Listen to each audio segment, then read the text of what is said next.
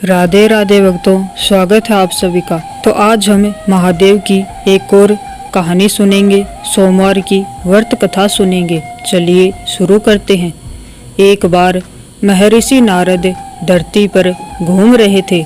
रास्ते में उन्हें वृक्कासुर नाम का राक्षस मिला। नारद मुनि को देखते ही उसने कहा कि मैं आपसे कुछ सलाह लेना चाहता हूँ। आप मुझे बताइए कि ब्रह्मा, विष्णु और महेश में कौन देवता जल्दी प्रसन्न होता है। महर्षि नारद ने बहुत सोचने के बाद कहा कि वैसे तो तुम तीनों महादेवों में से किसी भी देव की तपस्या कर सकते हो, लेकिन ब्रह्मा और विष्णु जल्दी प्रसन्न नहीं होते हैं। उनके लिए बहुत वर्षों तक कठिन तपस्या करनी पड़ती है। ये भी हो सकता है कि तुम्हारी आयु पूरी हो जाए, लेकिन तपस्या पूरी न हो। भगवान शंकर थोड़ी आराधना से ही प्रसन्न हो जाते हैं। वे अपने भक्त की इच्छा पूरी करने के लिए सोच विचार नहीं करते हैं। वृक्कासुर ने भगवान शंकर की आराधना करने का फैसला लिया और हिमालय के केदार क्षेत्र में जाकर आराधना करने लगा। यज्ञ, जप, तप, ध्यान सब प्रकार से वह पूजा पाठ करने लगा। कुछ दिनों के बाद उसने सोचा कि मैं शरीर और प्राण को ही भगवान शिव को अर्पित कर दूंगा। ऐसा सोचकर वह अपने शरीर का मांस काट काट कर यज्ञ कुंड में डालने लगा, लेकिन भगवान शिव प्रसन्न नहीं हुए। परेशान होकर एक दिन उसने अपना शीश काटकर भगवान शिव को अर्पित करने का फैसला किया। स्नान ध्यान कर जैसे ही उसने खड्ग उठाकर अपना शीश काटना चाहा कि भगवान शंकर प्रकट होकर बोले, बस करो, तुम्हारी तपस्या पूरी हुई, मैं तुम पर प्रसन्न हूँ, वर मांगो। वृक्कासुर हाथ जोड़कर भगवान शिव से बोला, आप मुझे वर दीजिए कि मैं जिस प्राणी के सिर पर हाथ रख दूं उसकी तुरंत मृत्यु हो जाए। शिव जी वृक्कासुर की यह मांग सुनकर चिंता में पड़ गए, लेकिन वरदान नहीं देने पर देव मर्यादा का उल्लंघन हो रहा था। शिव जी वृक्कासुर से बोले कि तुम्हारी तपस्या व्यर्थ नहीं जाएगी। तुमने मुश्किल वरदान की कामना से तपस्या की थी, इसलिए तुम्हें तपस्या भी कठिन करनी पड़ी। जाओ, जैसा वर चाहते हो वैसा ही मिलेगा।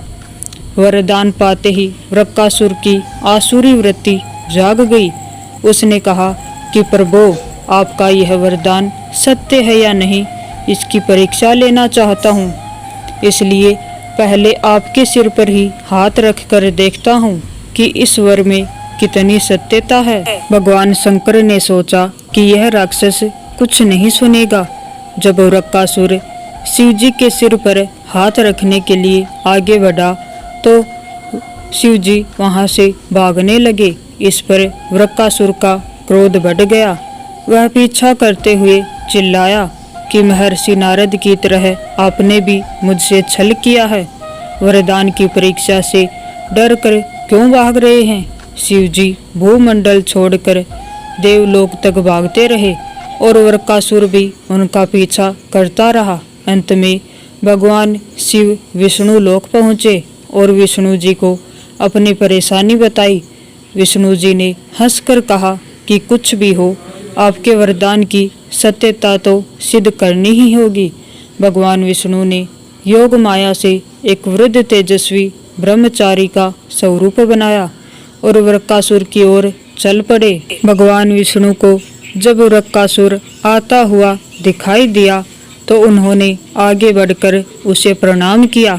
उन्होंने वृक्कासुर से कहा कि असुर राज कहाँ भागे जा रहे हैं। लगता है कि आप बहुत थक गए हैं, शरीर को थोड़ा आराम दीजिए। आप सब प्रकार से समर्थ हैं, फिर भी मेरे योग्य कोई काम हो तो बताइए। अक्सर लोग अपने मित्रों और सहायकों से ही अपने काम पूरा करा लेते हैं। एक तेजस्वी ब्रह्मचारी की बातें सुनकर वृक्कासुर ने शिव जी के वरदान और उसकी परीक्षा की बात बताई। इस पर ब्रह्मचारी हंसा और कहा कि तुम किसके वरदान की परीक्षा लेना चाहते हो? शिव जी का तो अपना कोई घर है ही नहीं, वह खुद भूत प्रेतों के साथ घूमते रहते हैं। वह भला किसी को क्या वर देंगे? वर देने वाले तो ब्रह्मा और विष्णु ही है। विष्णु जी ने वरकासुर से कहा कि तुम्हें वरदानी होना था तो ब्रह्मा या विष्णु की आराधना करनी चाहिए थी। शिव जी के पीछे बेकार दौड़ रहे हो। वरदान देने वाला तो खुद इतना शक्तिशाली होता है कि उसके वरदान का असर खुद पर नहीं हो सकता। उन्होंने तो तुम्हें झूठ मूठ का वरदान दिया है। तुम्हारी तपस्या बेकार चली गई। ब्रह्मचारी की बात सुनकर वृकासुर निराश हुआ। उसका मनोबल टूट गया। वह कहने लगा कि मुझे तो देवऋषि नारद ने शिव की आराधना करने को कहा था। ब्रह्मचारी ने कहा कि तुमने नारद मुनि पर भरोसा कर लिया। वह तो ऐसे गुम्मकड़ साधु हैं जो सभी को उल्टी सलाही देते हैं।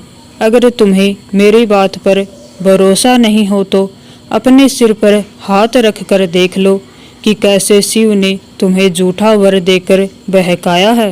वृकासुर का मनोबल बुरी तरह टूट चुका था। उसे ब्रह्मचारी की बात पर भरोसा हो गया कि शिव जी ने उसके साथ झूठा छल किया है। उसका विवेक नष्ट हो गया।